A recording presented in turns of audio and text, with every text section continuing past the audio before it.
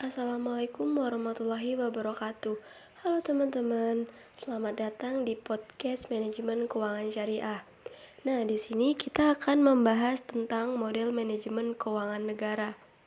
Nah, sebelum kita masuk ke materi, perkenalkan terlebih dahulu kami dari kelompok 11 yang beranggotakan yaitu Afita Rizkiatul, Adela Rahma, Ananda Larasati, Tutut Nur Indiani, Agung Surya Lesmana, dan Ahmad Rizal. Nah, di sini saya perwakilan dari kelompok 11 yang akan menjelaskan tentang materi model manajemen keuangan negara dengan rekan saya yaitu Tutut Nur Indiani.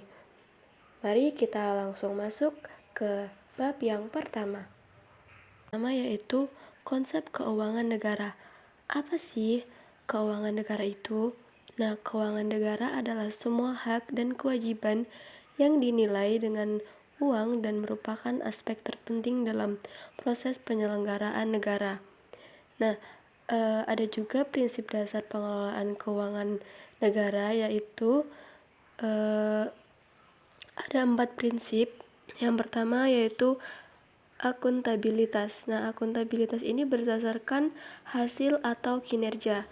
Yang kedua yaitu keterbukaan dalam setiap transaksi pemerintah.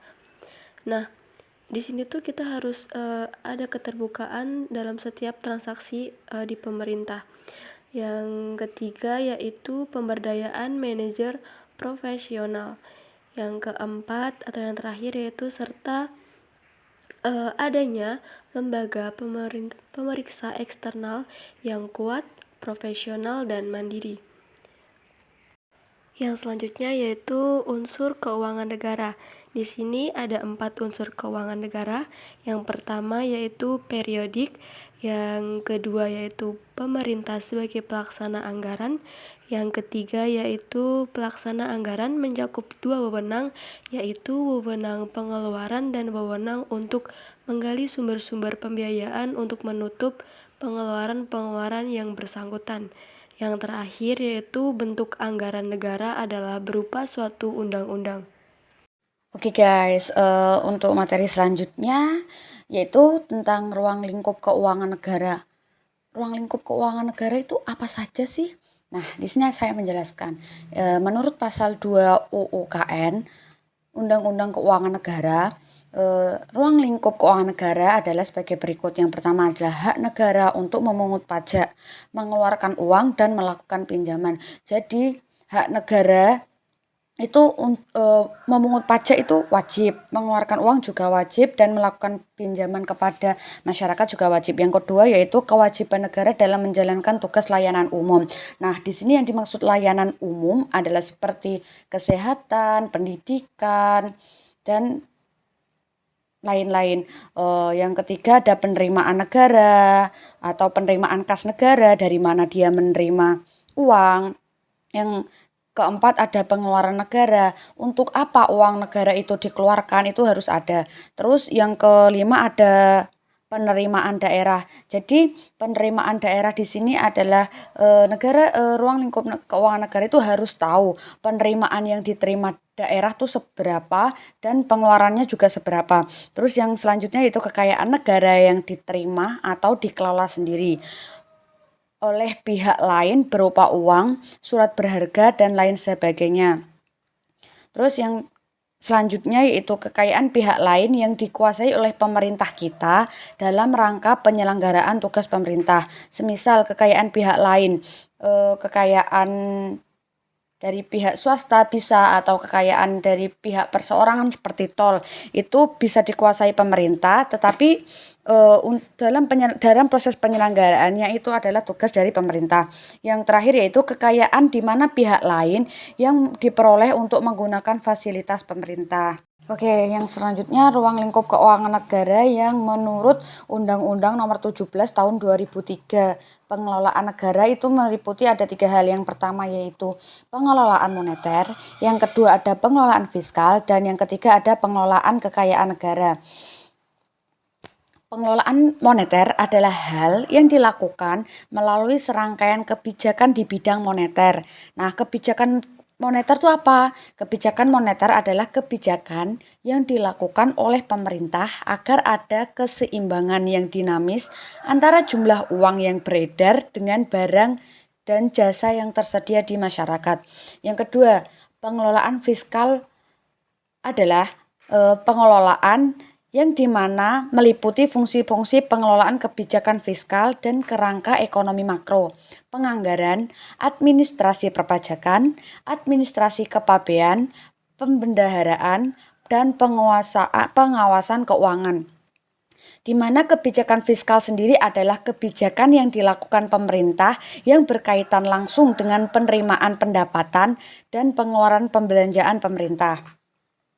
Dan yang terakhir, yaitu pengelolaan kekayaan negara, khusus untuk proses penggandaan barang kekayaan negara yang termasuk pengeluaran negara yang telah diatur oleh keputusan Presiden secara khusus, yaitu pada nomor 80 tahun 2003 tentang pedoman pelaksanaan pengadaan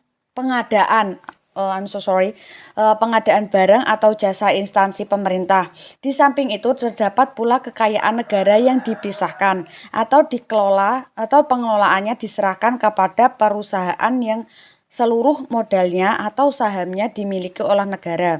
Perusahaan semacam ini biasa disebut dengan BUMN atau BUMD. Oke, masuk materi selanjutnya yaitu tentang asas pengelolaan keuangan negara. Asas pengelolaan keuangan negara itu sendiri dibagi menjadi 4. Yang pertama asas kesatuan, yang kedua asas universalitas, yang ketiga asas tahunan, yang terakhir adalah asas spesialitas. Di mana yang pertama asas kesatuan, di mana menghendaki semua pendapatan disajikan dalam satu dokumen anggaran. Jadi semua pendapatan yang didapat oleh negara itu disajikan dalam satu dokumen anggaran. Terus yang kedua ada asas universalitas, di mana mengharuskan setiap transaksi keuangan ditampilkan secara utuh dalam dokumen anggaran. Maksud di sini adalah transaksi keuangan, baik masuknya keuangan dari mana dan juga keluarnya untuk apa harus ditampilkan secara utuh, ditampilkan secara nyata dalam dokumen anggaran. Terus yang ketiga ada asas tahunan, di mana membatasi masa berlakunya anggaran untuk 1 tahun tertentu. Di sini menjelaskan masa berlakunya sebuah anggaran atau suatu anggaran dalam 1 tahun tertentu. Semisal tahun 2022. Nah, itu batasannya berapa anggarannya gitu. Terus yang terakhir yaitu asas spesialitas, di mana mewajibkan agar kredit anggaran yang disediakan terinci secara jelas peruntukannya. Jadi gini maksudnya itu, ketika negara atau pemerintahan melakukan kredit anggaran kemanapun kreditnya itu harus tertera secara rinci kemana uang itu digunakan. Mungkin sekian dari presentasi kelompok kami. Jika ada kurangnya kami mohon maaf. Wabillahi taufik wal hidayah, waridho wal inayah. Wassalamualaikum warahmatullahi wabarakatuh.